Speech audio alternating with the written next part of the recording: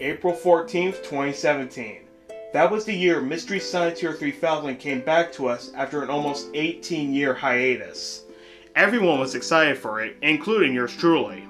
After rewatching Season 11 for the video I made 2 years ago, you can tell that it is rough around the edges at some parts. But you also gotta put into consideration that a lot of the people there were fresh to this and that they didn't know what they were doing.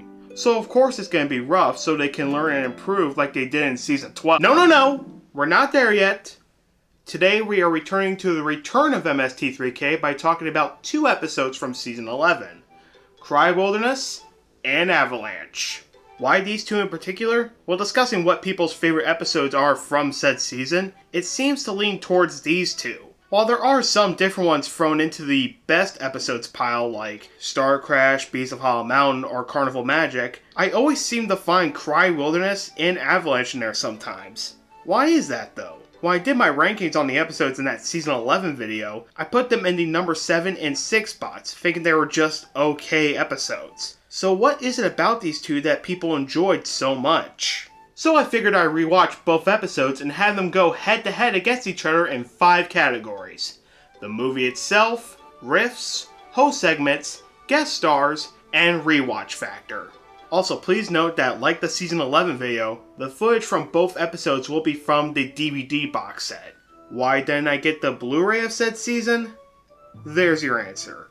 Well, let's get this ball rolling. It's Bigfoot vs. Mother Nature. This is Cry Wilderness vs. Avalanche. Movie in the hole! I figured for this category we summarized the plots for each movie, so let's start with Cry Wilderness. This one is about a boy named Paul who, during summer break, met Bigfoot and shared the love of drinking Coca-Cola and listening to rock and roll music. Of course, when telling his teacher at boarding school, he doesn't believe him. But later that night, Bigfoot goes to Paul and tells him that his father, who is a park ranger, might be in some sort of danger. So he decides to leave school to hitchhike all the way to the forest to join his father Will, along with his Native American friend Jim, and a big game hunter named Morgan, who the sheriff hired to assist Will and Jim to find an escaped tiger. Paul then asks about Bigfoot to Morgan that night, who grows interested about the creature. So on their hunt for the tiger the next day, they come across evidence of Bigfoot's existence. Let's keep this a secret between you and me. Okay, that's never good when an adult says that to a kid. Yeah, what he said. But after being out for almost a day, Will decides to send Paul back to school. So Jim tries to get Paul back to the bus station, but on their way there, they come across the spirit of a man named Red Hawk who died 13 years ago. Paul tells him about his issue of Morgan trying to go after Bigfoot. So after nearly getting killed by a cougar in a trap planted by Jim, he leaves Paul with his doctor friend Helen. After finding out that the tiger is going to this abandoned mine portrayed by Bodie Ghost Town in California, they shoot it with tranquilizers. Or the blanket with a tiger pattern. Outside, after an hour and 16 minutes, Paul finally meets up with Bigfoot, whose scalp is bloody and needs to work on his bald spot.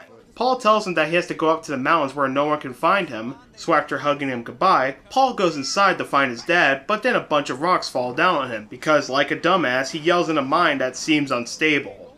Bigfoot is able to come back to help Paul lift up the rocks to save his father. Everyone comes to see what happened, including Morgan, who notices the hairy man's footprints and proceeds to chase him down. Paul, rather than staying with his father who might have some serious injuries, decides to go after him.